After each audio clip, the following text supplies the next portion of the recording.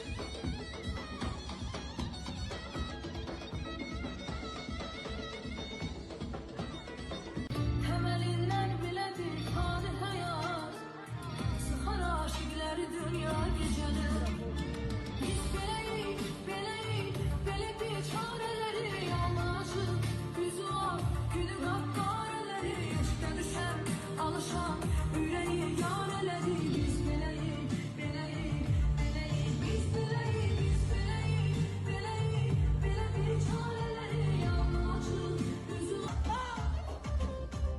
Bütün hanımlar öz muradına yetsin, öz arzularına çatsın. Bu günləri güzel koltuğun içine hazırlanırlar. Əslində hər bahar xanım üçün, həm mənim üçün hazırlanırlar.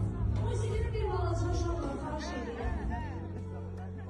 Bu günləri bu gözəl at tortunu hazırlayırlar ki, muradınıza çatar. Arzu yox atır deyirəm, buraxın.